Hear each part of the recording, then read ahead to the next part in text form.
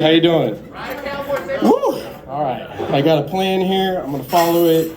Sometimes it's crazy how hard this is to get up here. You know, it's you hear the jokes in your head, and I swear to God, they're funny. Man, they're so funny. Dude, you have no idea how funny these jokes are in our heads. Like, and when we get out of the bathtub, and we're like, Steve Harvey in the house. And see, obviously we're not funny. The disappointing looks from our parents wasn't enough. So tonight we celebrate the 1-year anniversary of getting them from each other. So I'm happy to see you all. You know, I love you all. It's great to see you. I've been thinking about when we all get together, right? Because like I said, this is hard to do. It's hard to get up here sometimes. Sometimes when I come to the show, my anxiety gets really high, right? And I'm always not able to tell stuff. Last time we were all together, Jordan asked for some parenting advice. Jordan, would you still like some? All right, so I would consider myself to be an outstanding father. What I'm gonna tell you, Jordan, is that if it's a girl, you gotta lift her up. You have to pick her up, okay? You gotta let her see how strong you are all the time. You gotta hold her. You gotta eat with her, okay? You gotta eat with her, right? You gotta lay with her, and you gotta read to her, okay? Those are the most important things. And if it's a boy, man, and he's anything like you, just remember, phone books don't leave bruises. Because you heard his jokes. Come on, laugh more than that. Are you joking? That's his dad right there. Give him some credit, man. Like, he had that to put up with. I'm proud of him. This is me. All right, let me get back on track here. I apologize. Whoop. Sorry about that. Oh, okay. You know, coming out here and stuff, you have to size up the competition, right? Like Cody said, all of us are trying to get out of Yuma. Do you know who the worst person at this open mic to physically fight would ever be? Do you have any idea who that would actually be? It's Ralph, right there, Ralph House of Fire. That man right there.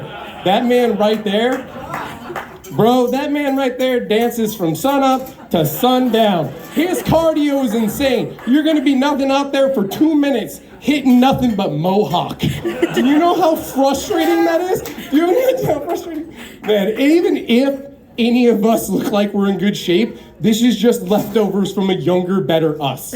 Like, come on, Yuma, like that was better. Because you run a lot in the military and then you get out and you get fat. That's the joke. Ooh, all right. Man, I met my first black friend when I was in Army basic training, okay? And we got into the same bay together and we were bunkmates, and he was an amazing, wonderful man.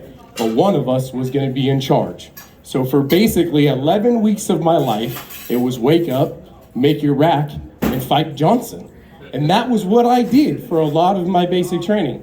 And one morning, Johnson got a hold of me and choked the white out of me. It was just gone, all the way gone. I was just pink and scared. He was tough, man. I'll tell you, that was a tough man. He went on to do great things, and I hope he's doing good. Love him. God has a sense of humor. I am convinced of that. I've made my peace with everything I've done because God certainly has a sense of humor. Got 33 of experience to prove it. But, you know, sometimes we're going to try this out. Let's try this. So sometimes I get super upset when I think about the way that we recently left Afghanistan, because that's where I had to spend a lot of my time in the service. But then I remember that there are cops that retired busting dime bags of weed. And I feel a whole lot better about my service to this country. How about that? Need some Border Patrol agents in here to get that joke funny. You know, you need like a salty 15-year-long Border Patrol agent in here, just like, I used to chase weed. I used to chase weed, man. It's insane. You know, one time, I don't know why I wrote this, but again, in the bathtub, stuff's funny, and it's not. You know, one time when I was in Afghanistan, I actually had to put my hand down on my leg and force my leg to keep pressing the pedal because I was so scared. And I can tell you exactly why I did it, because when you face death, there's only one way, and that's forward. That's it. There's no joke. Sorry, that was just a good message. And I honestly thought you guys would cheer. Really did. I was actually betting on it. I don't know. I don't want to hold the mic with my right hand, so there we go, working on that.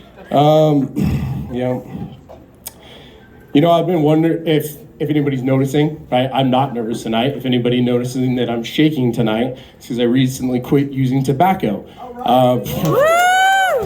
Yeah, we're gonna get them. We're gonna get big tobacco, right? And I'm gonna be a face of it, because in the midst of a recent family tragedy and a divorce finally ending, I was like, I should quit tobacco.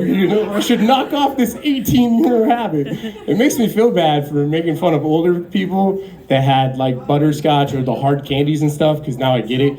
Like, I was making fun of Grandpa, but really he was just imagining like a life of being in a biker gang, a pack-a-day habit, and a better life before children.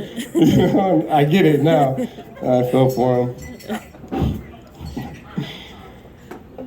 You ever see an interaction between kids and you're just like, the kids are doing something and it looks dangerous but really fun, and you're just like, man, somebody of the appropriate age should say something about this, and then you get the soul-sucking realization that that's you.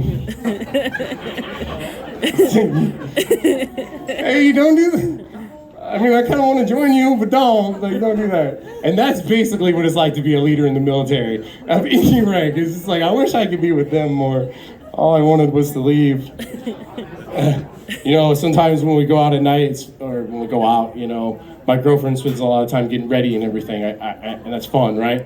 Sometimes she peek in, and the other day I peeked in, and I was intrigued, I was like, what's that spray do? And I'm like, everywhere? That's intriguing. All right, what's that do? And then her podcast into the commercial, and then it was like, that's when the group of small children started sacrificing small animals in the village in Russia. I was like, that's why we don't peek in the locker rooms. I guess that's it right there. But you guys are a hard crowd tonight. Yeah, you guys are. But hey, this is really hard. All the comedians get up here, they all try it really hard. And for some of us, especially like me, this is the first time I've said any of this out loud. So thank you for laughing. Thank you for supporting 928 Comedy. That's my time. Everybody have a great night. Woo!